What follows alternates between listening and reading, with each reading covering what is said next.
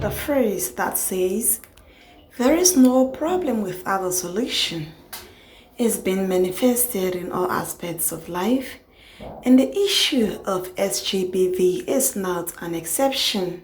In our efforts to put an end to rape cases and other forms of violence against women in Liberia, the EU UN Spotlight Initiative has embarked on a series of programs to end the menace, one of which includes capacity building workshop for civil society organizations in the 5 spotlight counties. The training sponsored by the EU UN Spotlight Initiative and implemented by the Women Development and Youth Education Center aimed at improving knowledge and skills of CSOs with prevention and responses in promoting SRHR in Liberia was a success, as heads of CSOs gathered and discussed the issues surrounding rape, early child marriages, and forceful initiation in poorer and sending societies. Amongst many issues, the causes of the increase in the number of reported rape cases were directed to parental abandonment, the illegal possession and consumption of narcotic substances, and lack of trust in the justice system. When it comes to SGBV, the causes, we see that a lot of people say it's a poverty, and for me, from my own aspect, I look at it as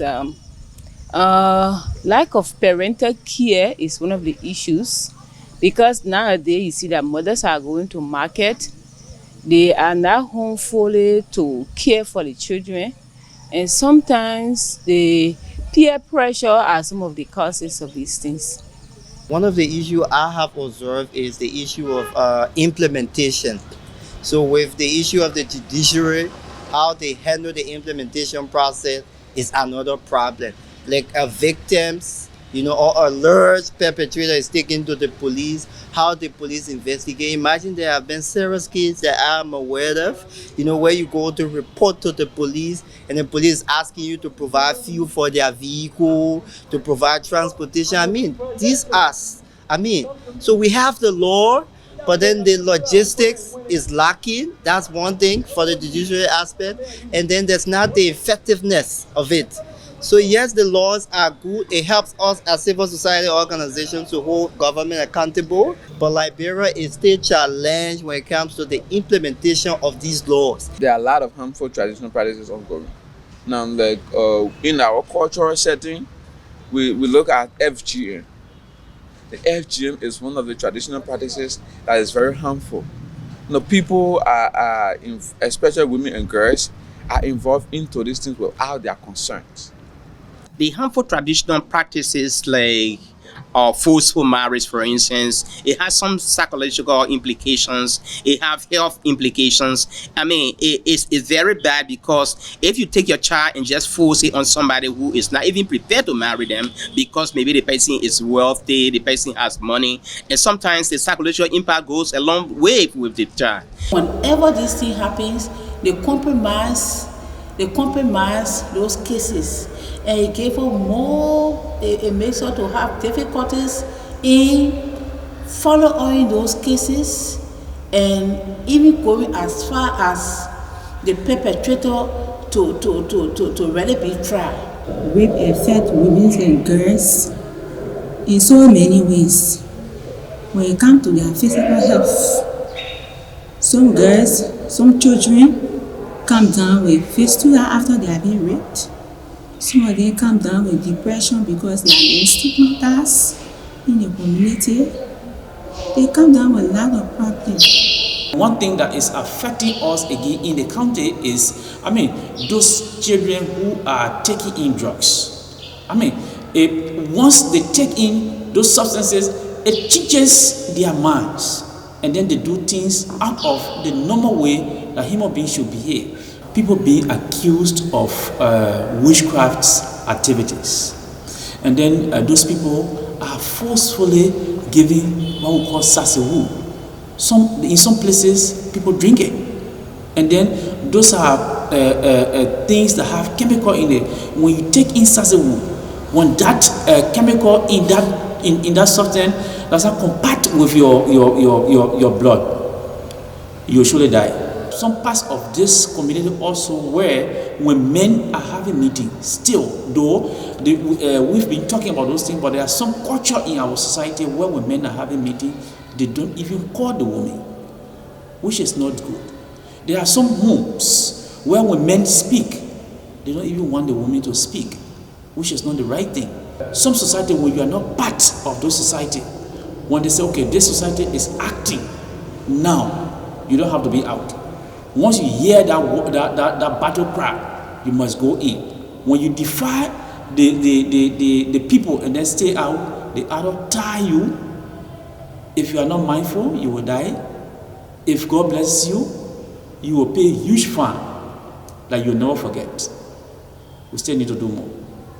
The changes made when it comes to FGM, number one, from the zoo, which the Cree people refer to as traditional practitioner.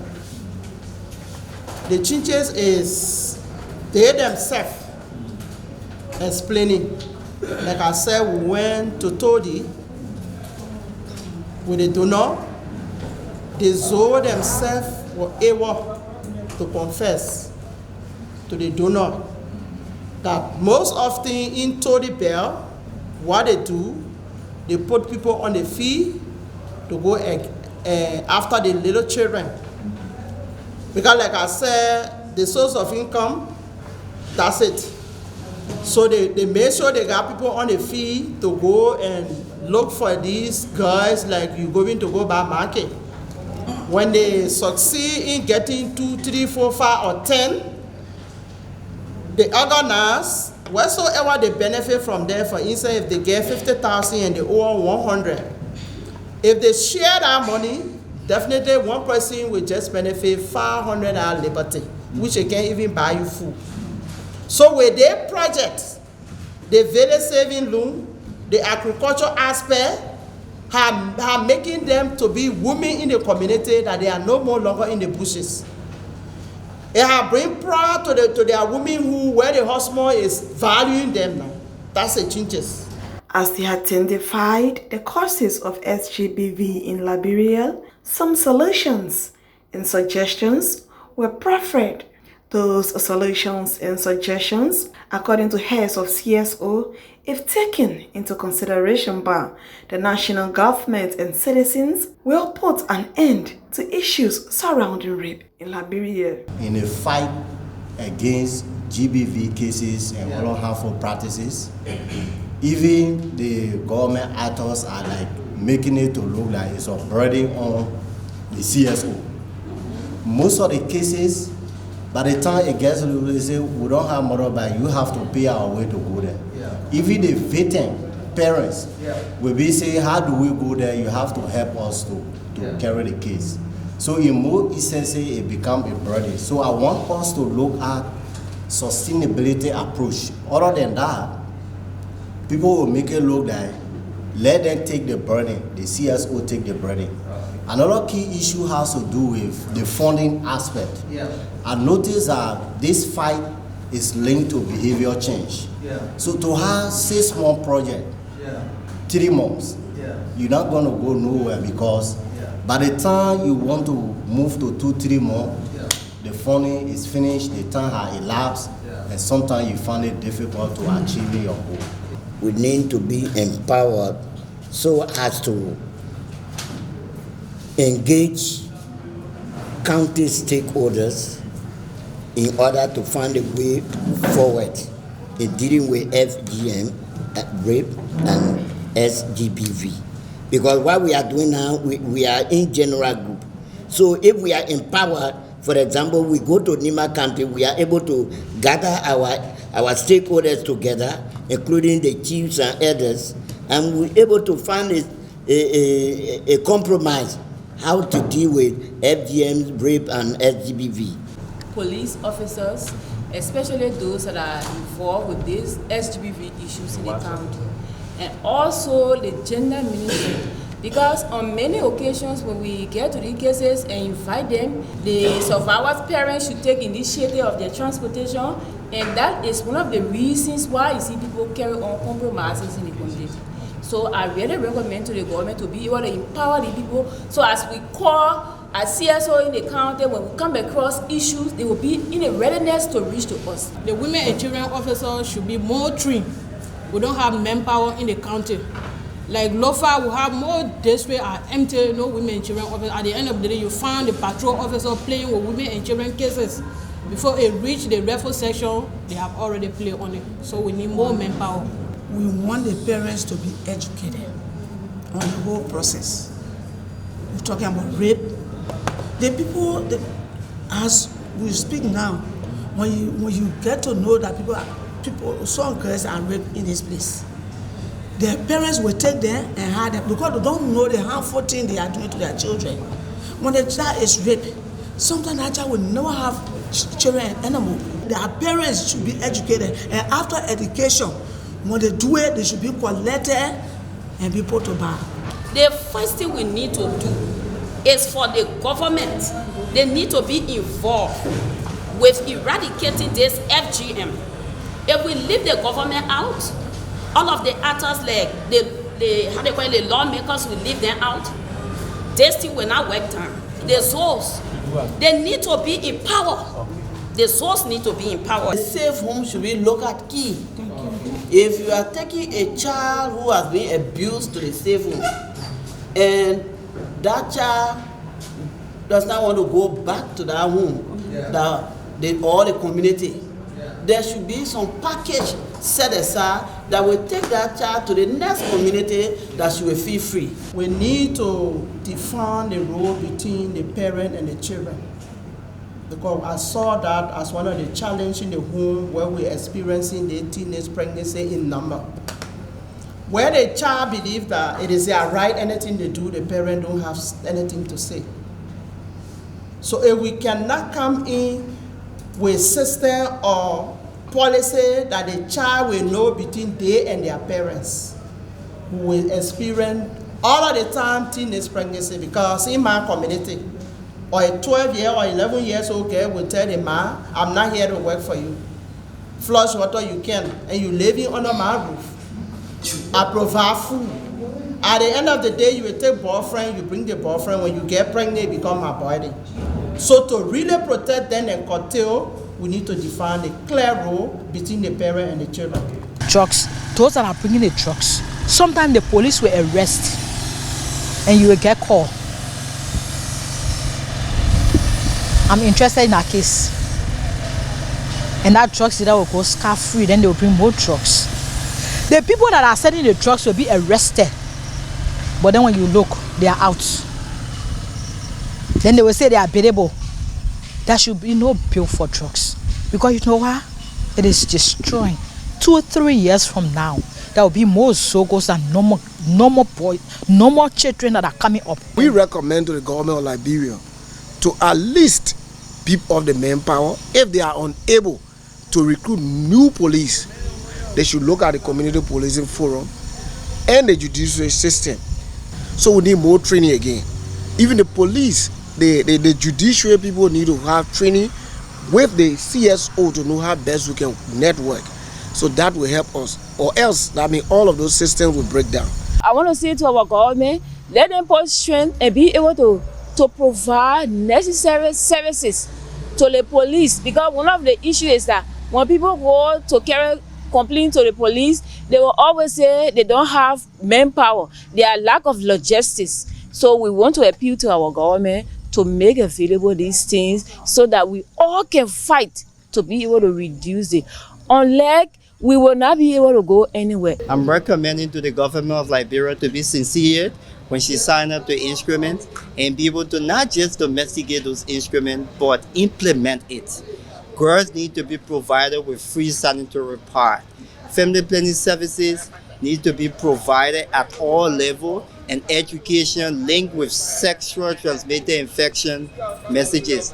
Let them place into national curriculum, a section that will be able to provide schoolgirls with this kind of education, precisely young people, this kind of education on a regular basis, where young people can have the knowledge, they can know how to go about their sexual and reproductive issues, like when they are menstruating, how to go about their period, when they are having sex, how to have a safer sex, to keep them in school.